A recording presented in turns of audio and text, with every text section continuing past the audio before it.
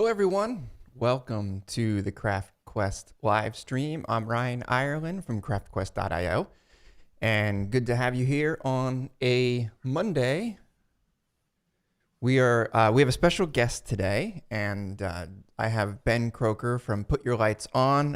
Before we have Ben on the video, I want to kind of give you a little bit of a rundown. I'm sure most of you are familiar with Ben, but Ben is the creator of Sprig, which is a plugin for Craft that allows you to have reactive components writing your twig templates without really writing any JavaScript. I have videos here on the site on CraftQuest about Sprig, and I've just recently did a couple courses with Ben on using Sprig to build a cart, as well as to build a sortable and filterable table of content.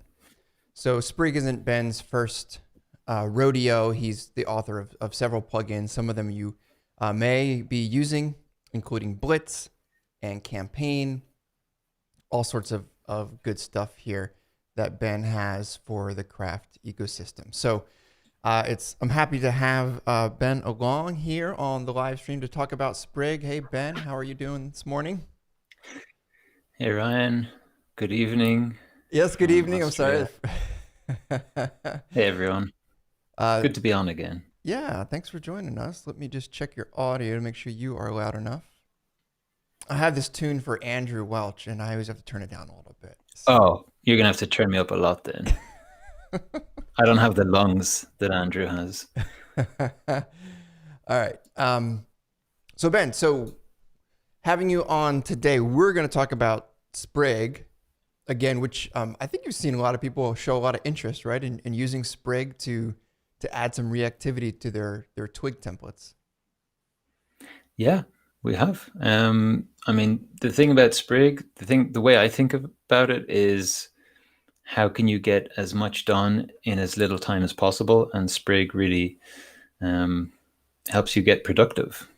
So it seems to have been picked up by a lot of people already, and people have put it into production. People are developing with it, and people are, from what I hear, also kind of stripping out old functionality from their sites and replacing it with Sprig, as you've started to do as well, Ryan, on CraftQuest. So that's nice to see.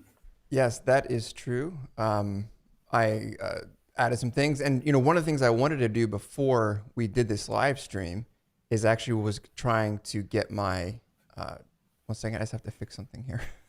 I was trying to get my my live search set up so that it uses Sprig as well, but I haven't didn't quite get to that. I was having a little bit too much holiday merriment to do any work. Yeah, which is justifiable, right? It's understandable. Yeah, I think so. I'm just trying to get my screen fixed here. Sorry about that. 1 second. You do what you need to. Yeah.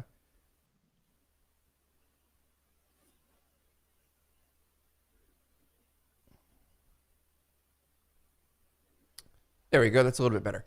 All right. It looks good. So Ben, on this live stream, you wanted to talk about something a little bit different than what we've done before, and this is more from the developer mindset, and where we're going to talk about some PHP and Sprig. What do you have in store for us? Yeah, I have a demo because when we have talked about Sprig in the past, every time I've demoed stuff with you, Ryan, or in other places, it's always been just one way of using Sprig. And then, granted, it's probably the more popular way, but Sprig has this other capability, which hasn't really been, I haven't really highlighted it in the past, but I think it's really powerful and really interesting. And I thought we could look at it today. And as we do that, if people have questions in general about Sprig or what we're talking about, they can throw it in the chat, and either I will pick it up or you will, Ryan, and stop me. Yep, and we'll leave some time at the end too. I'll mark questions, and we'll have a little bit of a Q&A session at the end to make sure that we hit all the questions that are dropped in the chat. All right, so PHP, Sprig. So with the teaser we gave was like, you can do some things here that maybe you would typically use like a plugin or a module for. Is that right?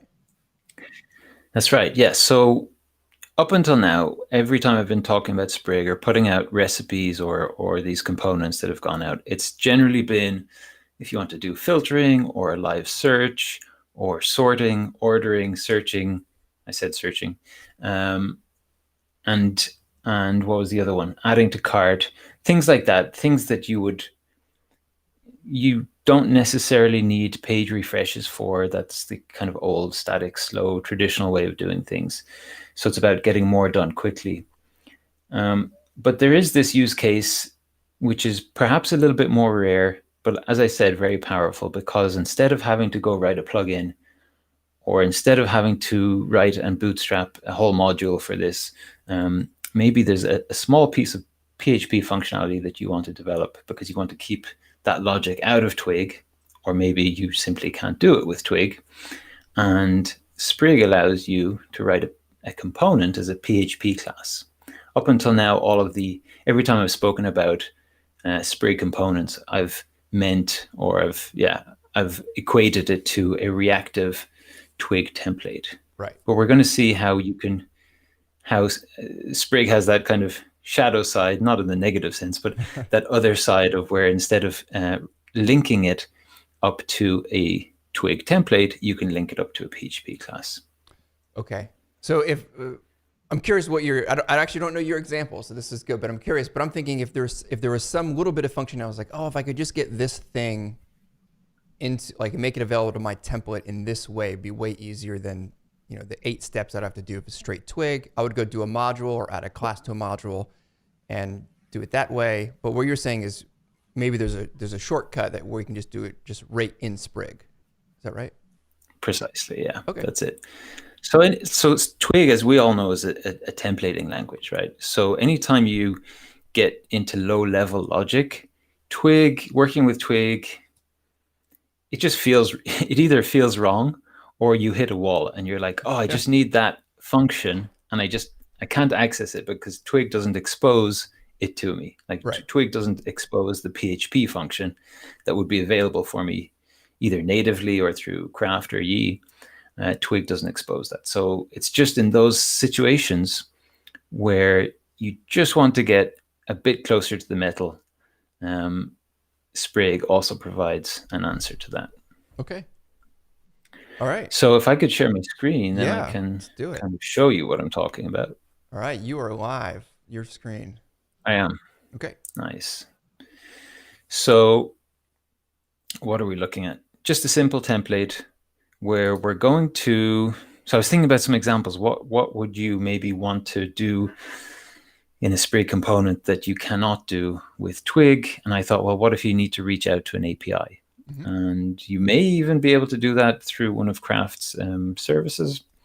But let's assume you want to use PHP code because you have this API available to you and you want to reach out to it and you want to randomly fetch and display a joke on this page.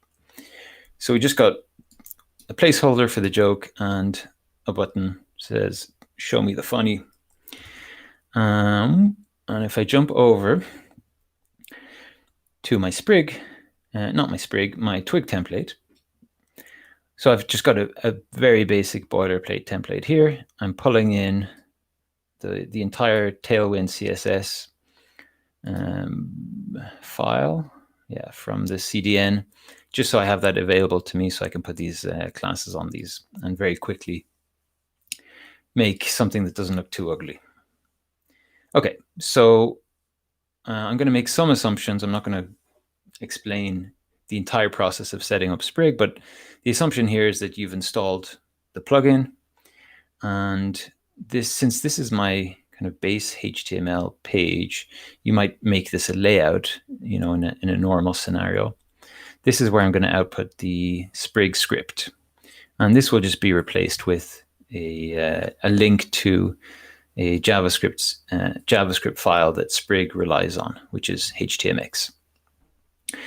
Okay, once we have that, I set up my div, and inside of there is my Sprig component.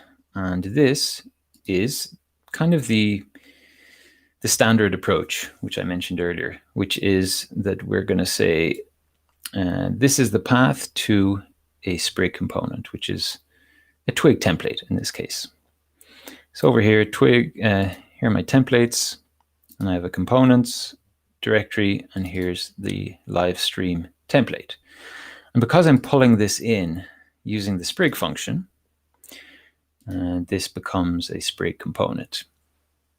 Okay, so this is what we just saw in Chrome, right? We saw the placeholder for the joke, and we saw this show me the funny. Okay, nothing special, nothing new here. The difference is now what we're going to do is, because I'm saying we're going to approach this differently, the alternative to passing in a path to a twig template is to pass in the name of a PHP class. And I've called this PHP class Livestream. And I've actually set it up over here too. So first thing to know about this class is you can place it anywhere. I've placed it inside my main project folder, inside a folder called Sprig components. But you can put this or these, if you have multiple PHP component classes, anywhere you want. The important thing is that in Composer, just like you do for a module, essentially what we're doing here is we're defining the module's namespace, and we're mapping it to a physical directory. So just like you do with modules, we're going to do this for our Sprig /components namespace, and I'm mapping that to the directory Sprig /components. So you have it. It just so happens you have it in the base of your project, right? Yeah, exactly. Okay. So this is relative to the current file, I believe. So I'm in the main project's composer.json file. Now, it just so happens that I'm using the same, Sprig /components, but really this, I could map this to whatever location I wanted. And if we look at our PHP class, here's our namespace. And the important thing about this class is that it extends the Sprig base component. So provided, when I pass in the name of this class, provided this class exists inside of that location, and provided that class extends the base component, which Sprig provides us, this PHP class is now a component, a Sprig component. And I suppose I could open up this component. We can have a quick look inside it. It does a lot of the kind of not internals, but I guess it provides the base functionality for not only a PHP class component, but also a component in the sense of a twig template. One of the methods that it provides is called render. And when this is called, or this is what will be called, I should say, when we call the Sprig function and pass in Livestream, it is going to create an instance of this PHP class, and it is going to return whatever the render method returns. Okay, so let's see what we have inside of here. We're using the craft create guzzle client kind of helper function, which is going to give us a guzzle client, which allows us to call out to an external API. And I have this, just found this kind of jokes API. I have like a few flags to make this, safe and appropriate, and so we won't get dirty jokes essentially. And we can see the result of when we call out to this API with a GET request. Yeah. Obviously, you can add other flags. If you go to jokeapi.dev, you can see everything that's available. But I basically said, blacklist anything that could be politically incorrect, and we should be hopefully safe. There's no guarantee that these jokes actually will be funny, but at least we'll get something back. So if we look at this, we're getting an object back.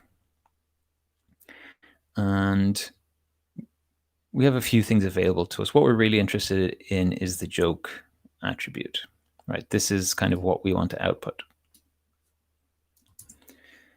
So this is just the way that we use Guzzle. You don't need to really understand this. It's fairly easy to read.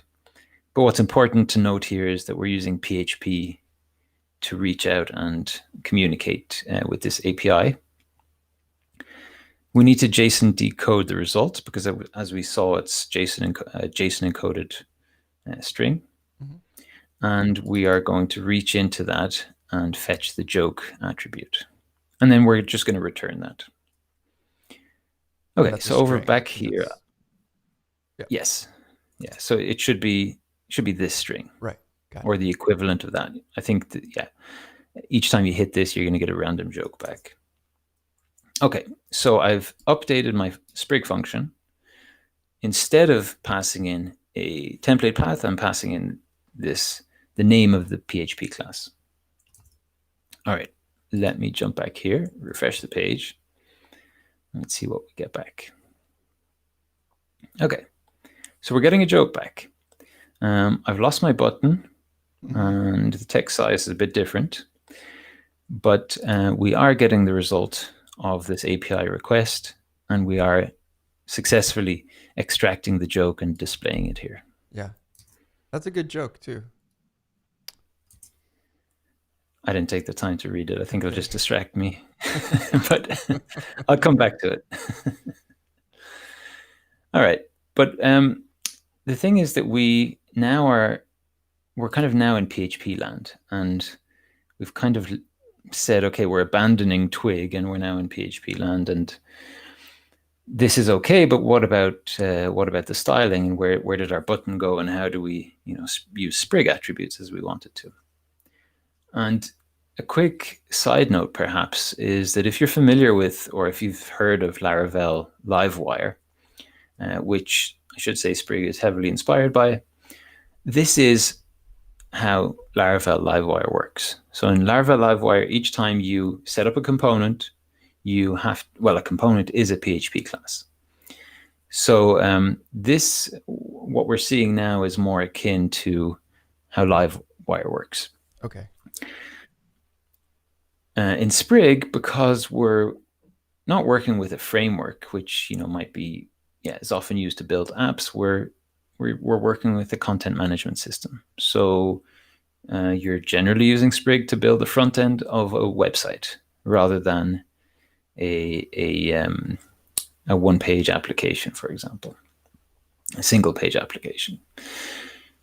So in this case, we are able to dip into PHP land, which is really interesting because of the possibilities it provides us. And we've done that just with this single file, livestream.php. So this now is there is another piece.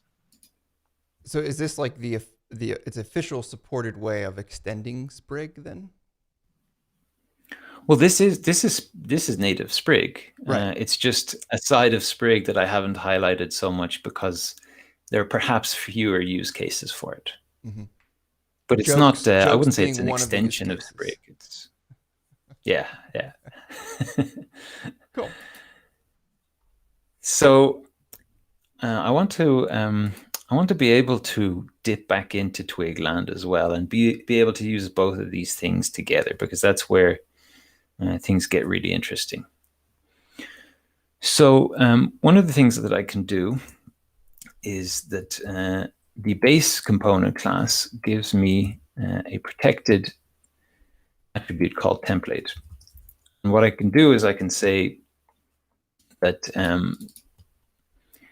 when using the render method, oops, where am I? Yeah. So this will, rather than outputting,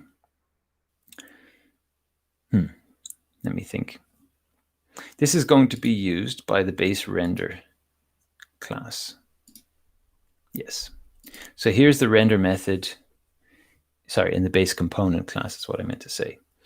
And here we can see that if an attribute called underscore template is defined, so not null, that we're going to render that template. And if you catch this, then you'll see that we also pass in all of the public attributes of the class. Essentially, what that means is that we can say we want to render this template. And this is the same template that we had earlier, remember, with our placeholder. Mm-hmm. And the other thing we can do is instead of just returning that joke as a string, we can create a public attribute. We'll call it joke, set it to a blank string by default. And instead of returning the joke directly, I'm going to set the joke attribute to our result. And I'm going to return the parent render class, parent render method. So the render method on the parent class, which is the base component. Mm-hmm. This is all documented, so you don't need to remember all of this exactly. And that way we get everything returned, right? We're not just... Well, this is interesting. Yeah, what do we get returned? We get this template rendered. Right. And in addition to that, we get all of the public attributes available as variables. So at the moment, we only have joke. But what that means is that now I have my PHP class, which is going to render my twig template. Mm-hmm. And I should have available to me a parameter called joke. So let me jump back to Chrome, refresh the screen, and it should be quite obvious. Yeah, it is. Okay, that is a good joke. So now we have. I thought that was actually like just a mistake in your code. A bug, yeah. But now it's showing the joke, but it's actually, before you were outputting the entire string, which basically just overrode everything. Like you weren't getting the rest of the template back, right? That's right. Yeah. Is this similar to? We weren't getting anything to do with the template. When you render, like when you do a wow, I just forgot one of the main tenets of Twig. When you're doing an extends or an include or a block. A block, right? And you can render the parent, like so you get everything and then you can add on to it. Is it? Not exactly, no, because all we've done here is we've said, instead of saying this is our Sprig component, go render that. We've said this is our Sprig component. It's a PHP class. Go call the render method of that. Yep. And the render method here. Now, obviously, we've put this API call inside of the render method, which may not be the ideal place to put it. We might want a different, we're in a PHP class, so we can pretty much set up our code any way we want. Yeah. We might have a helper method in here that says, get joke, and then we go get the joke. But I've just put it in here for, to keep things concise. But the important part is that what we return is the render method of the parent, given that there's a template defined. Got it. Okay. Which means that we've kind of done a detour. Rather than going straight for this twig template, we've gone through the PHP file, which does its thing in the background, right? Performs its logic, reaches out to this API, and now makes this joke available to us in our template. So that's pretty cool. Now I've got a Sprig component, right? Which the boilerplate or the markup is defined here in this twig template, and the lower level PHP logic is defined in this PHP class.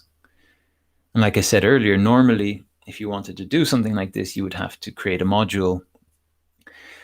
And then you would either create a controller class with a controller action to do this API call, or you might create a template variable, or you may create a twig extension. There are multiple ways of doing this, but either way, you need to have a little bit of knowledge about how to create and set up your module. And if you're going to do it as a plugin, then there's a few more steps. And that just may be overkill, where you just want to output a joke. Right. So I guess there's one last bit to this, which is show me the funny, which should essentially give us a new joke. And this is very simple to do. If you've done anything with Sprig, you'll know that making something reactive means putting the Sprig attribute on it. And if I refresh the page now, I will open up the network tab. So we see any XHR requests, AJAX requests. So when I now hit this button, which has the Sprig attribute on it, there's an AJAX request, and the component, just what's in here inside of our Livestream component, will be re-rendered. And that will happen now each time I press this button. What I like about this kind of example, where we just get a new joke, is that it kind of maybe indicates or helps to clarify what Sprig is doing behind the scenes. Because Because one that piece of API is a feedback little I hear a slow, lot. right? There's some latency there of it loading. Yeah, I mean, there's going to be latency because I'm on a local development environment, because we're on a live stream. Those things are slowing down my computer. We're calling out over the internet to this API. I don't know how fast that API is in delivering these random jokes. Maybe there are 1,000 monkeys in the background typing these up, and it has to do some long process of figuring out the best one to show us. But yes, there is. This is quite a slow request of 2 seconds, but this is not an indication of how this will feel in production. Once it's in production, it'll probably be more like, probably like 100 milliseconds to re-render the component, plus whatever that API call to that joke API takes. But what I wanted to say is that I'm seeing that joke is horrendous, and I'm not sure if that is in relation to this or not, but I'm just going to hit the button anyway. That was Andrew in the chat saying your joke is horrendous. All right. Oh, yes. That's a good one, too. But sorry, but what? And now he's explaining the joke. First he criticized it, and then he goes on to explain it to everybody. 3-minute article. But what I like about what I like about this example is it shows that just by adding the Sprig attribute to this button, it means that anytime this button is clicked, this entire component is re-rendered, and that is the kind of fundamental. The fundamentals of how Sprig works. So is that how is that button then connected to? I mean, I know you Sprigified it by adding the Sprig attribute to the button, but that then that just calls the render. It just re-renders again automatically. Exactly. Yeah. So if it was just this, right? If we weren't using the PHP class, then this would be re-rendered as it is. Okay. Because we've hooked Sprig up with this PHP class, this PHP class gets recreated, and the render method is called, which renders this template. And the result of this re-rendering is output here. So the net effect is that everything inside of, increase this font size here a bit. So everything inside of this, well, we can recognize this as a component, a Sprig component by the class. But everything inside of here, not including the outer div, is going to be swapped out. So we can watch this. Well, it's slow enough. We should be able to catch it. Okay, something happened. The result is about to come back. There it goes. And new text has been added. So everything inside of this div was cleared out, and in its place is the result of rendering this template all over again. And that's why it's important to think of Sprig components as independent templates. They can exist and they can be rendered independently of the parent template, right? So this template is not re-rendered that second time. It's only this template is only rendered on page load, right, on hard refresh. And every time I hit that show me the funny button, which we've Sprigified, this template is being re-rendered independently and the result being swapped back into the DOM. Which is exactly what you want, right? It's a lower, smaller payload. You're only updating the things that actually need to be updated. Kind of the whole point of doing this, the Sprig thing, not just not having the browser refresh, right? It's that you're only reloading the exact things that need to be reloaded. Yep. Yeah. So this is a construed example because all I'm displaying on this page is, this one joke and show me a funny button. Yeah, but you could have like below that, you could have like all sorts of other stuff around it that doesn't need to be re-rendered. Your Outbrain news article ads everywhere, and then yeah. But you only want to reload that one little component. Makes sense. Yeah, and you can of course have multiple components, or you could use the same component multiple times. So it's efficient in the sense that only what we want being re-rendered is coming back and being swapped in, and there are many kind of Sprig attributes available to us to decide what we do re-render. It's possible to, like if you think of the example of a load more button, we don't want to, like let's say we've loaded 10 entries already, we don't want to re-render all 10 again, so we will just go fetch 10 more and output those at the bottom.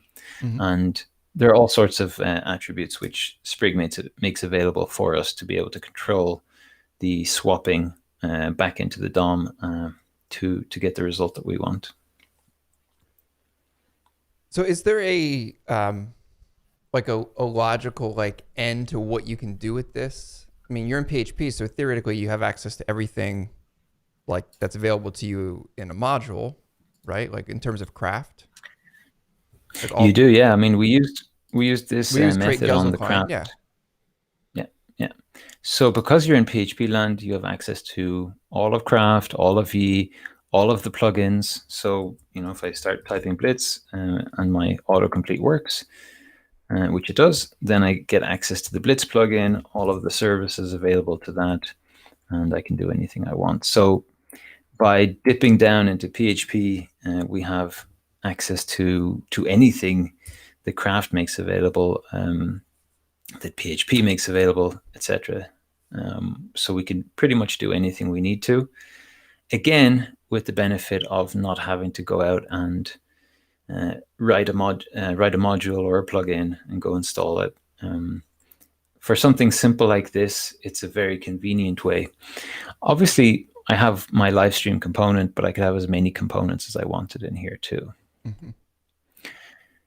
Maybe one caveat though is, and I should mention this, is if you need to listen to an event and do something when that event is called, is triggered, then that's something that you probably do want as a module or a plugin, because you need to bootstrap that. You need to listen to every single craft request, so you can hear each time that event is triggered. In this case, we are explicitly creating and rendering the result of this this PHP component or PHP class. So this is useful for, I know I want to output something. So we reach to that PHP class rather than having something that needs to listen for an event that can take place on any request to craft. But I think something like this is ideal if we need to reach out to an API. To be honest, I've spent so much time working with the Twig templates, doing it the kind of the more standard way, that I've yet to find many reasons to have to use this. Mm-hmm. But there's so many possibilities. It's one of those things. It's like, it's like asking, well, what can you do with Twig? Right. The answer is, well, whatever you want. What kind of site can you really build the possibilities are endless. Yeah. Yeah. Well, and there's also the like that fine line between where do I like fetch this data? Is it something that I can get? Is the functionality available in an existing plugin? Do I just have my own module where I just have a set of classes that do things that I needed to do? or do I just do this in Sprig because it's a Sprig only setup? Like the Sprig is only Sprig is going to be using this data, because if I'm going to use that data elsewhere, I may want to actually use a plugin, right? Like or my own module, if for some reason I want it to be available without Sprig at all. Oh, for sure, yeah. I mean, if you have a need for something that is going to be used throughout the site, and a plugin is something you can write, then that absolutely should be the way to go forward. It's like if you want to communicate with maybe a plugin on the site, or maybe you want to communicate with Craft to fetch something that there is no API, or maybe Craft provides a way to access that, but you end up with 20 lines of Twig, and you know deep down that you could do this with 2 or 3 in PHP. Right. That's like the perfect. So one of those, yeah, one of those scenarios where you just need that extra bit of functionality, which using PHP you would get straight away without any hassle. So you can use Sprig in this way without having to change anything, without having to install an extension or anything. As I said, this is actually, interestingly, Sprig, when you pass a value into Sprig, oh, thanks. I forgot I wasn't. So when I pass this value in, Sprig first of all checks if this is a PHP class. So that is kind of its default behavior. Go look for a PHP class called Livestream that extends the base component. And only assuming it doesn't find that, then it says, okay, well, let's default now to checking if this is a template path. So while this is what we're looking at right now is the more common approach, the way that Sprig actually interprets it is, okay, this is the fallback, interestingly. But it's gonna pick up very easily, whether this is a component or whether this is a PHP class or a template path.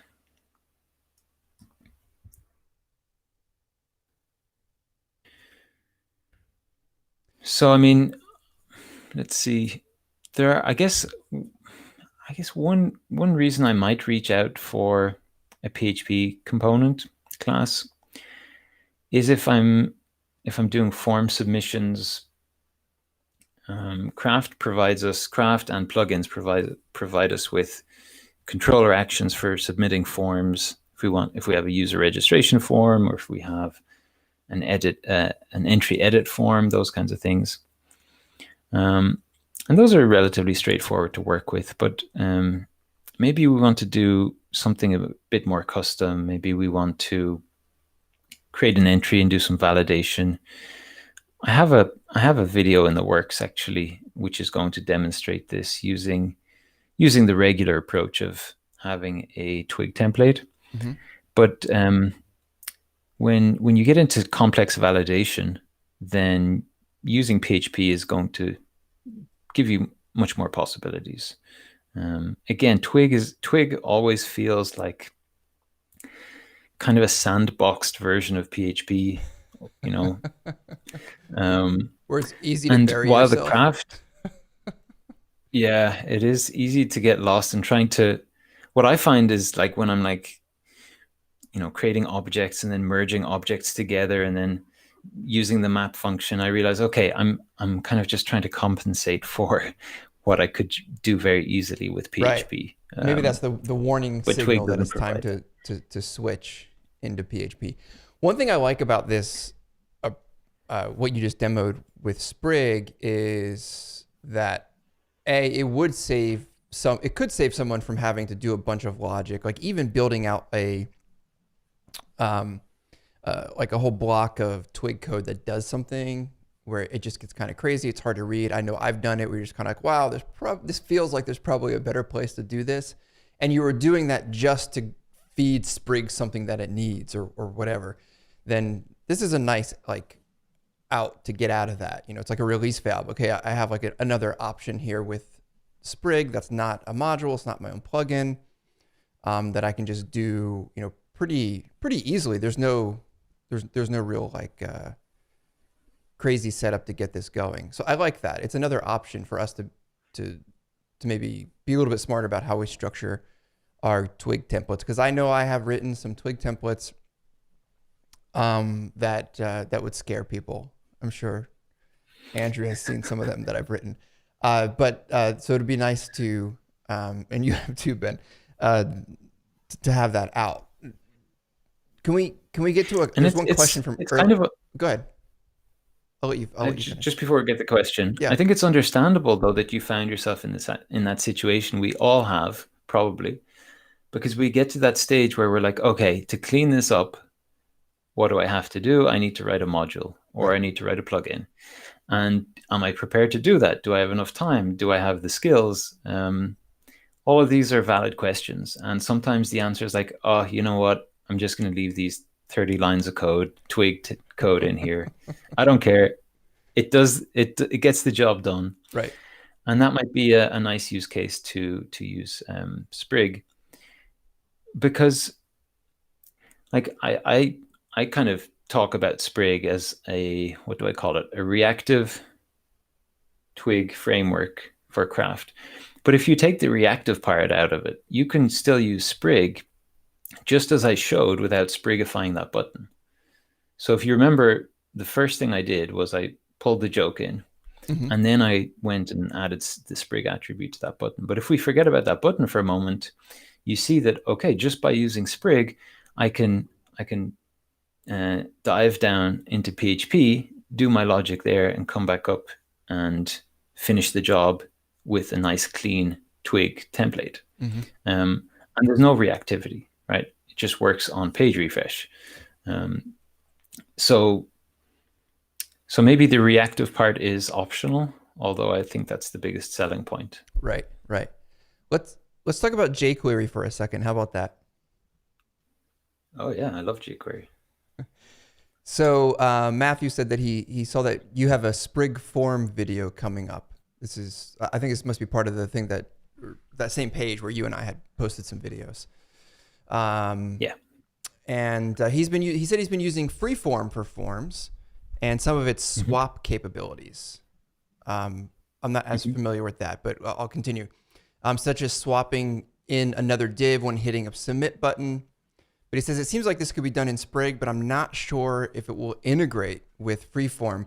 The sample code on the Freeform doc suggests jQuery for those swaps, but Matthew astutely notes, why load jQuery if that's all I need it for? Matthew, I've done that. Yeah, why do that? So there's a lot there. One of them is like, I think that's one of the points that you raise is like, why load jQuery if that's, HTMX, which Sprig is built on, is really small, and lightweight and fast. So I think the ideas are, why load jQuery? But to back up into the rest of the question, do you have any experience working with this with other plugins like Freeform, or it just doesn't matter what you use? Yeah, that's a very interesting question. I guess, let's break it up into two parts, right? Can you Sprig with Freeform and other plugins, and the jQuery question. So short answer is yes, you can. Every plugin that has a form available to it, Freeform included, or any of the other form plugins included, they're going to have a controller endpoint to which you submit the form. And you're right in the question that I am working on a plugin. Ryan's probably going to help me, hopefully, record it in the new year, where we do something similar. So all we need to do is use that same endpoint, but rather than perform an actual post request in the traditional sense, posting a form, we're going to use Sprig, and Sprig is going to do the post for us, which means that we can get, what are the advantages? We can get so-called real-time validation. So if any of the form fields are invalid, we'll be able to notify the user straight away without having to resubmit the page. And maybe if it's a multi-page form, for example, they're on the wrong page, and all of these things that are difficult to deal with in terms of forms. Some of those challenges will just go away using Sprig because we don't have that page refresh.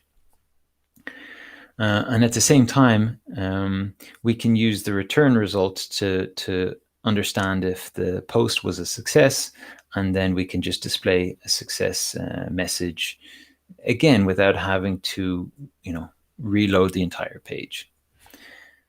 I'm going to probably demo it using an edit. What is it? I think an edit entry page form, because that's available to everybody out, using Craft out of the box. I don't want to highlight one plugin over another, but it absolutely will be possible to do it with Freeform, Formy, Sprout Forms, and any other forms plugin out there. And then the second question, using jQuery, I get that. That's especially if you're not using. And I was serious. I do love jQuery. I mean, it's helped shape JavaScript into what it is today, and it is an incredibly useful library. If it's what Craft uses in the control panel, even at the moment, they're making a shift over to Vue, but at the moment they're loading both. So if you're using jQuery in other parts of your site, it's a no-brainer. Just use that there. But if you're not, do you want to have to insert jQuery just for this? What essentially is probably going to be a show and hide. Mm-hmm. So Sprig does allow some really nice things like conditional fields. I wasn't going to do this, but should I show something from? Yeah. All right. I'll give you your screen. If I can get it up quickly. Sure. Give me one moment. Yeah. Yeah, here we go. I said I wasn't going to do this, but it just... Oh, we're going to sneak peek here. Sneak peek, yeah. All right. So, as I said, this is an entry form.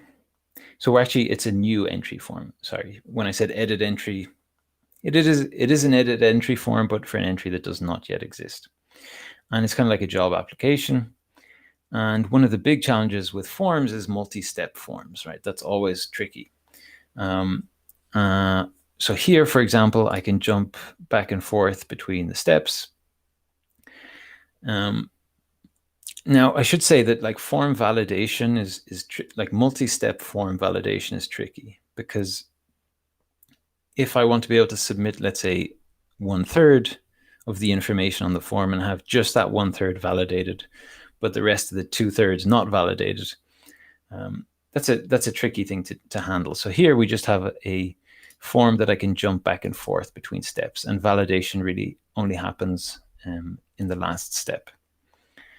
So what was, conditional field, that's what I said here. So here, for example, what I've done is I've Sprigified this dropdown, and I've said each time this dropdown value changes, go and re-render the template. And then I'm checking for the value of this dropdown. And if it's remote, there are no other fields. If I switch over to local, then it re-renders and it shows me, okay, well, where, what is the location of this job, right? So this is we're kind of making a job opportunity posting, something like that. So this is an example where you might say with jQuery, okay, well, now I need to, what would it be, on change?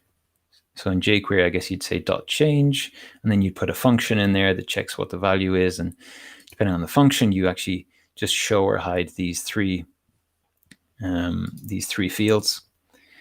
With Sprig, I've just basically done it by adding a Sprig attribute to this dropdown, and underneath saying if the value is local, output these three fields. If it's not, don't. And a nice result of that is, have you ever had that situation where, let's say I fill in a city, and then I switch over to remote. Now it hides those three fields, and when I submit the form, the city is filled out because it's just hidden, right? Mm-hmm. What a nice effect here is that field has actually been stripped out. It doesn't exist. It's been removed, and when I go back to local, it appears again. It's blank because it didn't appear previously.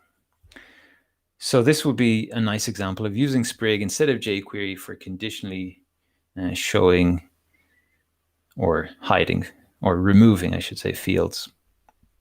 Yeah, inserting or removing rather than showing or hiding. So maybe that was one use case related to the question.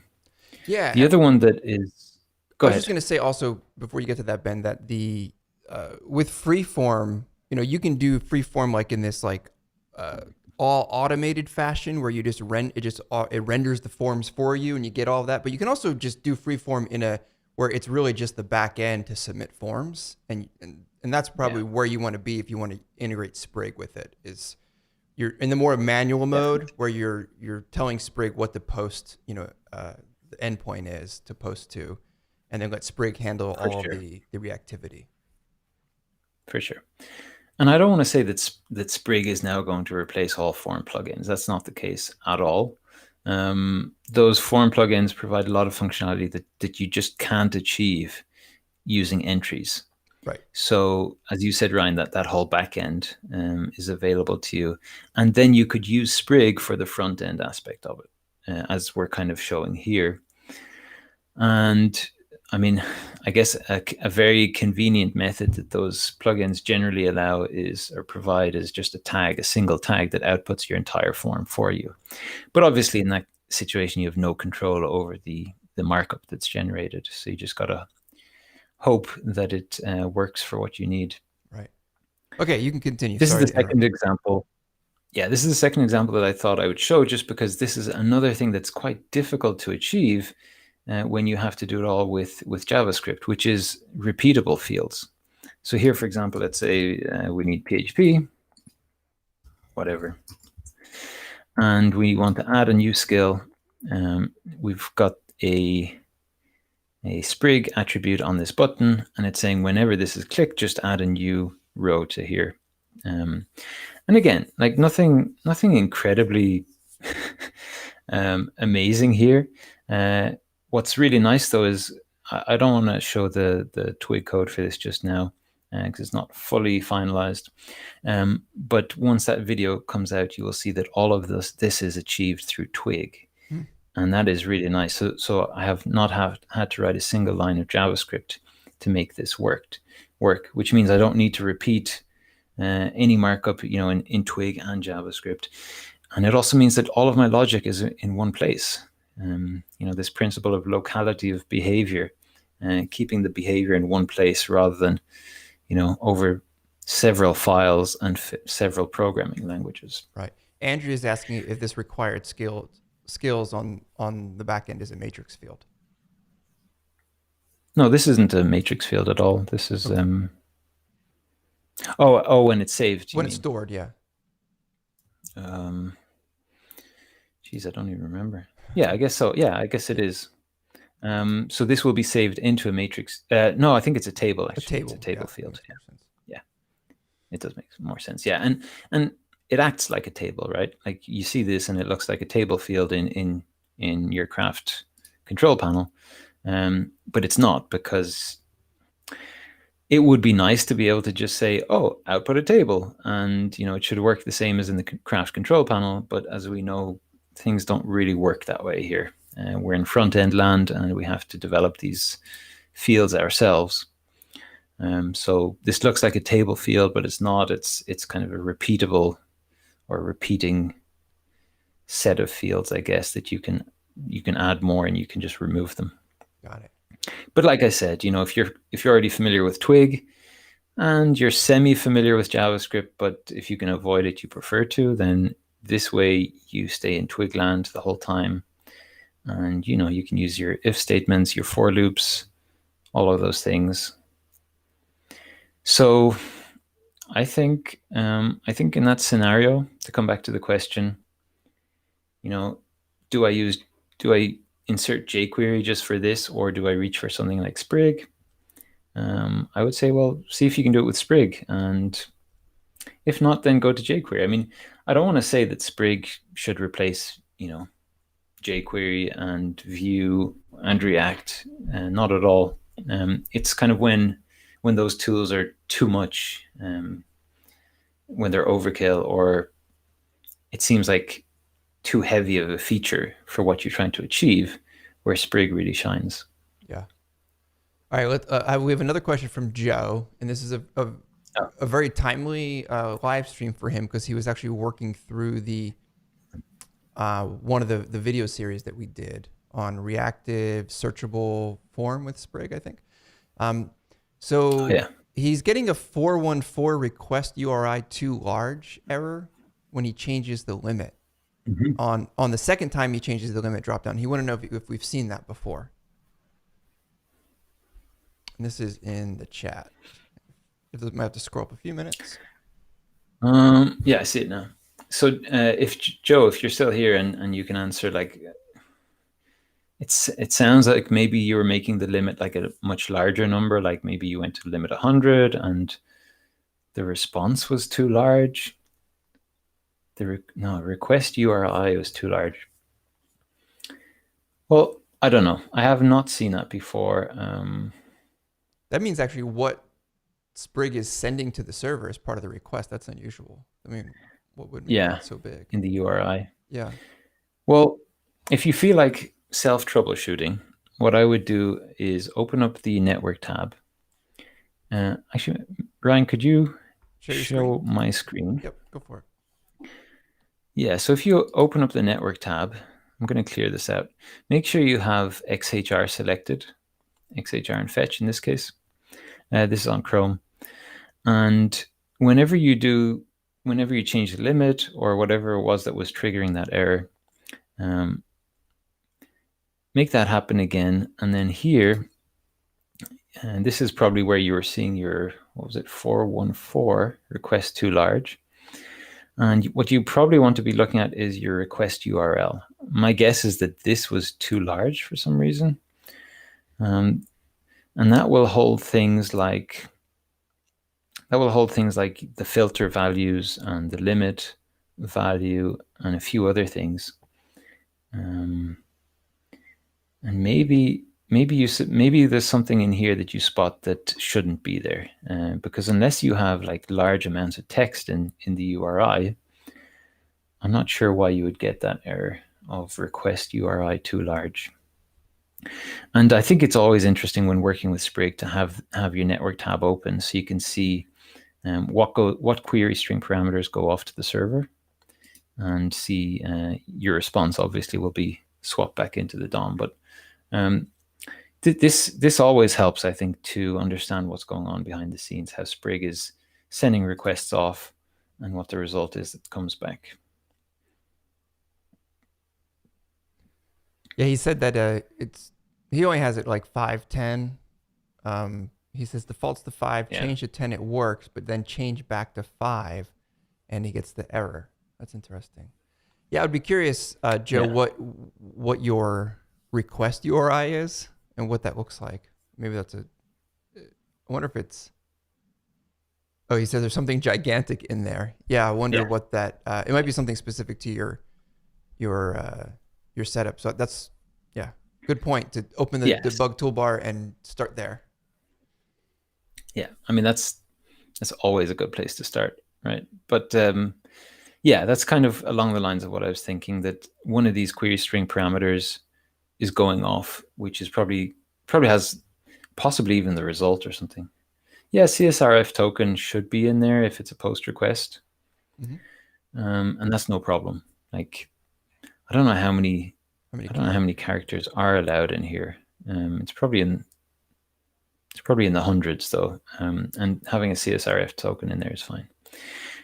But as you probably, Joe, have discovered, something is being sent in that as a query string parameter that shouldn't be sent. And I reckon you can probably figure it out yourself. And if not, then feel free to open a GitHub issue.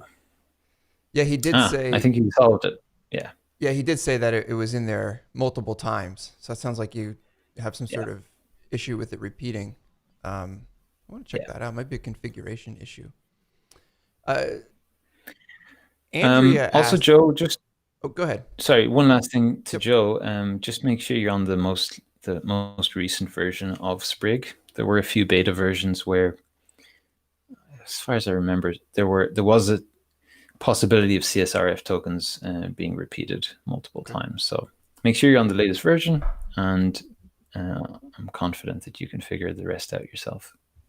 And just following up with Matthew's question about freeform, he said, seeing this, I could see myself using the manual mode, and I think I'm using freeform, and then just using Sprig on the front end, or at least trying it. And I think that's what you should do, is see what works, because one of the advantages of these form builders is that they do give you that connection between the control panel and the front end, so that if your end users are manipulating a form in the control panel, that it automatically renders those changes on the front end without any code changes. So make sure that you're keeping that in balance as well, so you're not favoring a developer solution or developer tool over the end user experience. And then there was some side conversation about Kim's convenience. I'm gonna have to look that up when the stream is over. Let's see. Andrea asked, could you use a matrix field? I assume you can use any, because we're talking about those fields. You can use any field. In this case, you were using an entries form that you can render on the front end. Yeah, I mean, like I said, you're not going to get it for free on the front end. I think some people approach this of, I have matrix in the control panel, let me just output that on the front end. And disappointingly, it doesn't work that way. We have to recreate these things. But of course, if you have a field that is a matrix on the back end in the control panel, you could set up your front end here in your form to populate that matrix field in the control panel. So here, for example, like I said, I believe, I don't recall, I'll have to look in this later. I believe this is a table field inside of the control panel, but there's no reason that I couldn't make this a matrix field in the control panel. And provided I map the fields using the names appropriately, that would be stored in the control panel in that matrix field as well. Excellent. I guess to go back to what you were saying previously, Ryan, and if you could share my screen again, that would be great. Yep. If you're using Freeform and if you're using Freeform as a client tool so that they can go in and they can create new forms or edit existing forms, and those changes should be reflected on the front end, then obviously you need to take advantage of that tag that Freeform provides, where it will output the form on the front end for you on your behalf. Whereas if you're doing something rather custom, like this form might be seen as quite a custom type of form, then you're probably anyway going to be creating the fields and styling those, to the rest of the site. So if you're already doing that, then in this case, you would have the possibility to make some things reactive. For example, here, I have a field that when I start typing a job title, it shows me similar jobs. So I kind of can see what other job postings already exist. So these are just kind of nice ways of making this form a bit more useful, given the target audience, which in this case might be people who want to post a new job and they want to see what other jobs already exist, or how have those been titled, etc. Mm-hmm. So this is really, if you want to really create a more customized experience for the user. Yeah, and I know you didn't want to get too deep into the form stuff this time, but we do, or you will have a video series on how to build this form, right, in the future. Yep, it's the next one coming, and it's going to be this exact form. Excellent. So Ben, and if anyone has any other questions, drop them in the chat. But while they're doing that, or if they have any questions, I do want to kind of zoom out a little bit and sort of looking back at 2020. As we record this, we're in the last week, the waning days of 2020 here. It's the 28th of December today. It seems like we're hearing more and more about these types of tools like Sprig. So off the top of my head, I can think about, I did a live stream with Andrew on Alpine.js, which is very sort of this sprinkle mentality, with reactivity, right? A very lightweight tool. You can just add where you need it. You're not having to, use a framework, like a whole framework to get there. There's also, and then Alpine, the same developer, Caleb, who does Alpine, also does Livewire for Laravel. And he's actually, kind of shifting all that, where Livewire is going to become the Laravel implementation of the Alpine technology, but the same idea as Sprig, right? Like this is our framework or platform specific implementation. Yours is the craft version of what HTMX can do. And then the people from Basecamp recently came out with, I think, Hotwire, which is a similar thing. So is this like a trend of, and not using trend in any judgmental way, just like, is it like a trend where we're moving towards these like sprinkly reactive tools versus like it's something that I get as part of like choosing a framework, like maybe? Yeah, I think it is a growing trend. Yeah, I think it's maybe being seen as a kind of a backlash to the Vue and the React frameworks from a lot of people who are just like, well, I don't want to build an SPA. I just want some reactivity on the front end of my website. Why do I need to learn an entire framework for that? So maybe it is kind of a backlash to that. But I think there is something of a new approach to it. Yeah. Like the jQuery was often your other file, you call out parts of the DOM and you manipulate parts of the DOM. And then Vue and React were more like you use those for your components, for almost templating. So it's like you've given up almost your twig and you're doing things now in React and Vue components. And now we're seeing a situation where, well, how much can we get out of HTML? HTML is the backbone of the internet, right? And a lot of developers, I think, are trying to do everything with JavaScript. They have no concern with HTML whatsoever. It's like, we're going to output HTML through JavaScript. We're going to output our CSS in JavaScript. JavaScript is the end all of web development. And for people working with Craft CMS, we're used to working with HTML because we use Twig to render our templates for the most part, unless we're working with headless CMS. And for us, it's very convenient to have these tools which allow us to sprinkle in reactivity, or in the case of Alpine.js, I guess interactive elements that can react to a click, or I guess there are some parallels with Sprig. It's about, because that's what JavaScript really was intended for, right? To add reactivity and interactions with our web pages beyond link clicks and form submissions.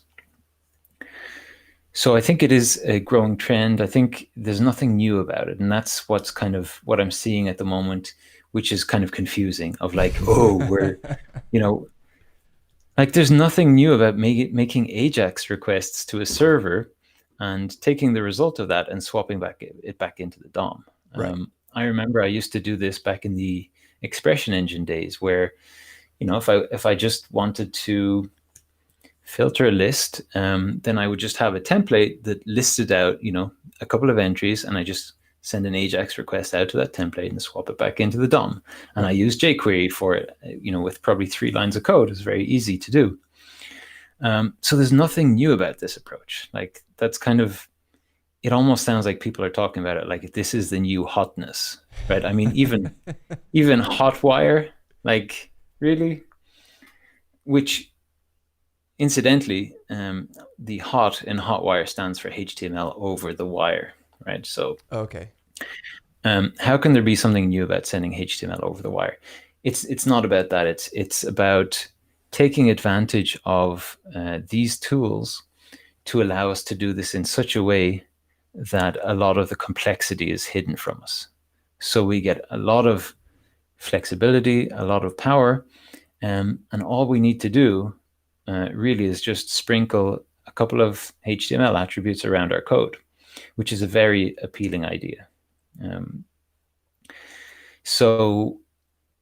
particularly fitting I for think I particularly think a lot fitting of for these, craft as well, because um, the vast majority of the people that use craft use it for some of its strongest attributes, which is that it's relatively easy for a non like PHP programmer to get in and build a site from the beginning to the end and launch it. It empowers people to build things for other people, and that's exactly the audience that would benefit from something like Sprig or these like sprinkle tools that allow you to add in the reactivity without a whole lot of tilling up of other things to get there. yeah. And I just see in the chat that Caroline makes a very good point. She says the approach is new, so the underlying technology is not new, right? Or the concept is not new, but this approach of putting these things in directly into our HTML and those being interpreted by these JavaScript libraries is, I guess, a new approach.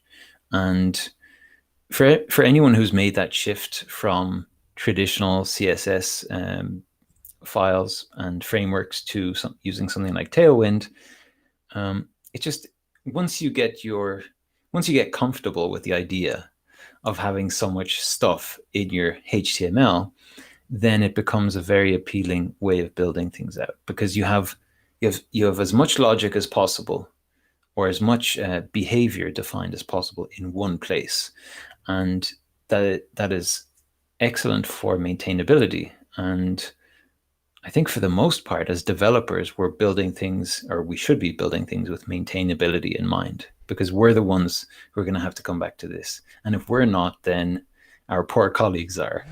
And the easier it is for them and for us to understand what's going on, the better for everybody. Yeah, that's a good point that Caroline makes too about it's just a slight shift, right? A little bit of a new paradigm, and even though the technology is there. Yeah, that's a good point. All right. Well, I think this is really cool, Ben, and I want to do another live stream with you about maybe where you can critique something that I do in Sprig, and we can maybe learn some things. What's that? I would love to critique your work, Ryan. That would be. Yeah, it's all good. I actually really enjoy that. It's the best way to learn. But where I have something actually on CraftQuest where I want to use Sprig in it, and then it would be interesting for me to have you back on, look through that, and maybe identify like where maybe I could have done something simpler, had overthought something, or in the unlikely event that I mean, I know there's always a million ways of doing the same thing, but that I actually do take the best approach. So I'd like to have you back on, and if you want to check out Ben's stuff, so Ben has some really great resources that he's put together, and some really nice examples of code. Of Sprig. So if you go to putyourlightson.com/plugin/Sprig, and then go to, where's the learning? There's a learning resources link there. Oh, here we go. Learning resources. Yellow. And so it's actually, this would be a /Sprig. Oh, would be the easy way /Sprig. to Got get it. here. Okay, yeah. So go to putyourlightson.com/Sprig. And then, Ben has the cookbook, of course, the docs, and then these videos where you can watch as Ben builds. Right now, there's two different components up. There's the Sprig board, which is the filterable table of our entries in Craft, where you can do filters and live search, and then Sprig cart.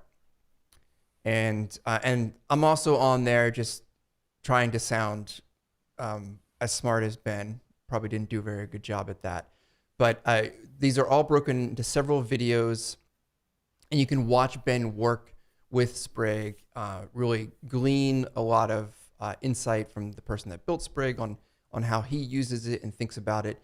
The videos are also up on CraftQuest. They're free for everyone, so you can check out that if you watch things there.